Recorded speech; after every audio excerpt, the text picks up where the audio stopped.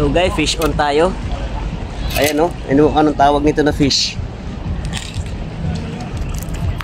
Malaki na rin. Oh.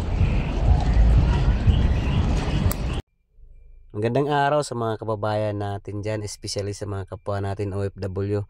For today's video guys, pupunta ako ngayon sa dagat dito sa Hong Kong, sa may Ripples Bay, at try ko mag-fishing doon.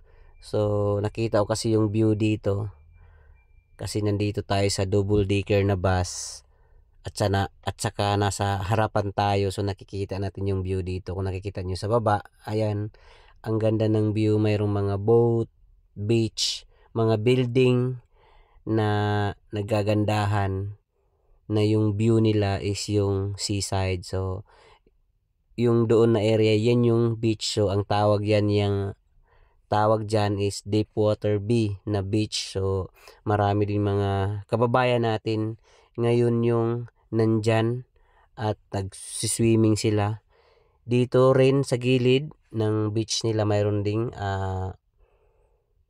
parking. So pag may dala kayong sasakyan is comfortable, mayroon kayong dalang sasakyan. Pag hindi kayo magbus, may parking naman dito. So nandyan lang sa baba nyan yung beach. So makikita natin dito, mayroon tayong mga nakikita na mga tao dito andyan sa beach. O mayroon din silang tent.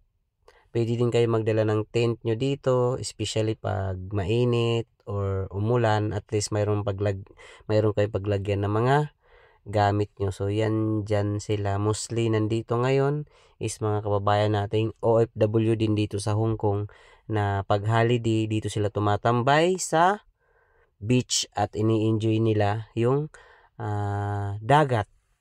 Kasi yung iba natin mga kababayan sa Pilipinas is malayo sila sa dagat.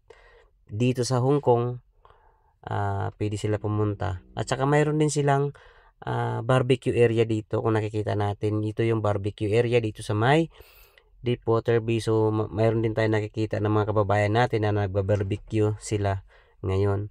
So paglagpas pala dito, andito na tayo ngayon sa isang beach na Ripples Bay. So yung beach na to, para sa akin, ito yung pinakamagandang beach dito sa Hong Kong. Kasi sa sobrang lawak, sa dami ng magagandang view dito, pag nasa beach kayo, nakikita nyo yung mga nagagandahang mga building na iba't iba yung design. At saka napakalinis.